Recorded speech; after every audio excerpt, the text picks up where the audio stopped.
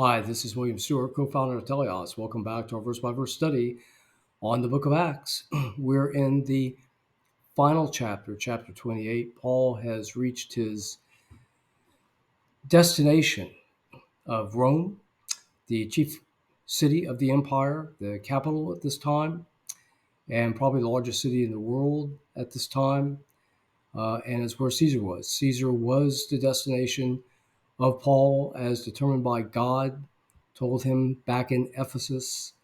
And we've been on a journey from Jerusalem to Caesarea and through several high officials there, Felix, Festus, and Agrippa, then to Malta. And we're leaving Malta this time on the way to Rome.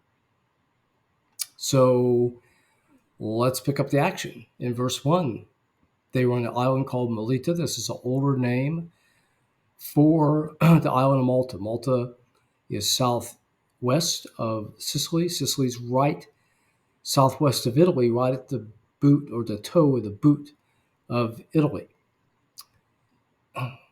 He said they were a barbarous people, but showed us kindness and received the whole group, of which I think there's about 256, off the wrecked boat that was discussed in chapter 27. And Paul was preparing the fire, and a viper that supposedly was poisonous, or was known to be poisonous in the area, came out and bit him. The locals thought that he would die, and it must be because he was a prisoner and done something terrible. But he didn't die. So thus, they thought he was a god. So very pagan thought for that time, that, again, if you did something bad, you must have deserved it.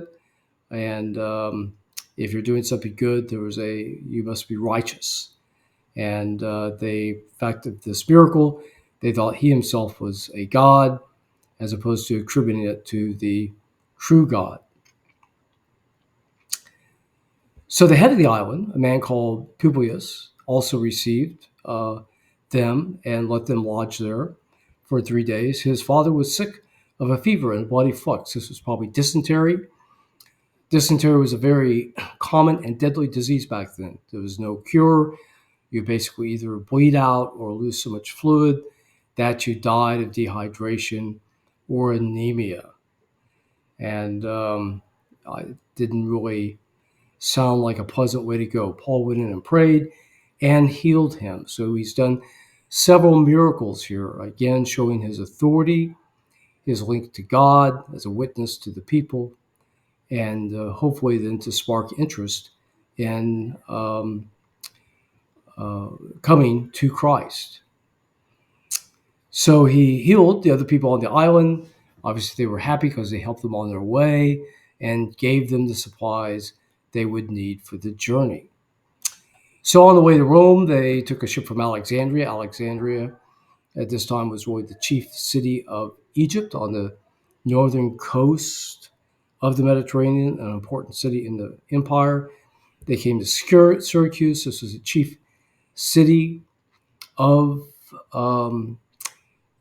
Sicily and had a very long history, originally founded by the Greeks from Corinth, what had been the most important city on the island for most all that time, and at one point was the largest city in the world, and probably richer and bigger than anything from where they came from in Greece originally, and vied with Carthage for power on the island for many centuries.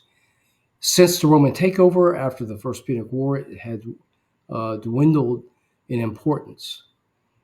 They then went to Italy itself, at Rhegium, right on the tip of the, or near the tip of the tip of the foot, the toe of Italy, and then up the coast to Puteoli, near what is now Naples, on the western coast of Italy, south of Rome. They went up towards Rome to the Appii Forum and the Three Taverns, two locations close together, not far south of Rome, and they were met by the other Christians who took much encouragement in seeing them. Paul had as you know, wrote them the book of Romans several years before, said they wanted to come visit. This was obviously an important church, had a big Jewish contingent, it seems, as well, of course, many Romans, and some of which may have been influential. Again, we just don't know. The centurion brought all the prisoners to Rome and put them in prison, except Paul, who had distinguished himself in leading and saving people on the shipwreck, obviously as a diplomatic role on the island of Malta. They sort of just put a guard with him, and he seems to have been under house arrest to do what he wanted. So this is nice because he could minister to the people and spread the gospel. Okay, so what have we seen today? Paul goes from Malta to Rome. And from here, we'll talk about his experience in Rome next time, leading up to the time with Caesar. He'll meet with Caesar, again, which is not in the record.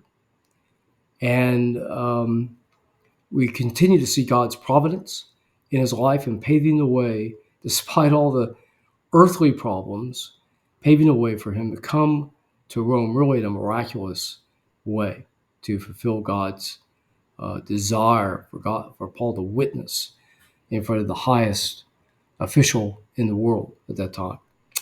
Okay, thank you for joining me today. We'll talk about Rome next time. Please join me then.